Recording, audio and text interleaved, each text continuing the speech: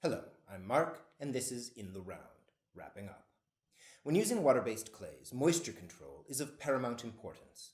While it's often necessary to let clay dry to a certain degree for structural purposes, you don't want to let your work dry out too much, or you'll miss the opportunity to use the wide range of softer sculpting techniques available to you. And if you let it dry too quickly, the rapid and uneven shrinkage might cause it to crack. Today we'll be taking a quick look at how best to wrap sculptural work for controlled drying, stasis, or rehydration. For all of these, you'll need plastic and cloth. I like to use lightweight trash bags and cheap microfiber automotive cloths. Old t-shirts would also serve. First, wrap your sculpture in cloth.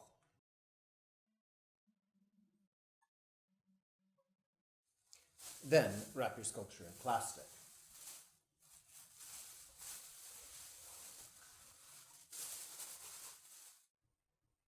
Secure the base so no air can get in or out. And that's it. Whether you're drying out, wetting down, or holding steady will be determined by a combination of how tightly you wrap and by how much moisture you introduce into the environment. To hold the clay steady, use very slightly damp cloths and wrap tightly. I typically use a spray bottle to moisten the cloths. To rehydrate, use wet cloths and wrap tightly. Note, however, that rehydrating your work can take a long time and is risky, possibly resulting in collapse. It's far better not to let your work dry out too much in the first place. If you have to rehydrate, however, check the work often to ensure that it isn't melting on you. For controlled drying, use dry cloths and leave air in the bag.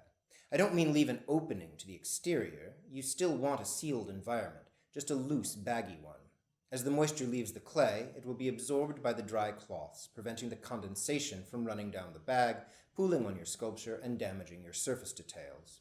When the moisture in the clay equalizes with that in the cloths, the work will enter a state of stasis, at which point you'll want to re-wrap it, turning the bag inside out so the condensed moisture is on the outside, and replacing the wet cloths with dry.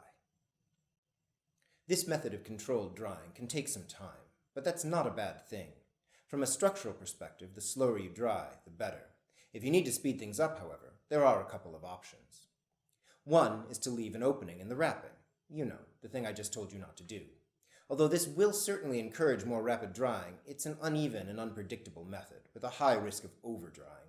In general, I would discourage it. It's far better to monitor your drying, unwrapping your work when you can check on it frequently, than wrapping it for stasis or controlled drying when you have to leave it for longer periods of time.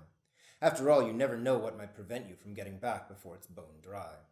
If you want to speed things up even more, you can force dry using an electric fan, hairdryer, a heat gun, or just the sun and the wind, if the weather's right. Just make sure you do so as evenly as possible. One final note, if you are wrapping down to a porous wooden surface, such as a wearboard or the base of an armature, know that the clay can dry out through that surface. For a completely closed environment, the board needs to be wrapped too. And that's it. How to wrap your work for controlled drying, stasis, or rehydration.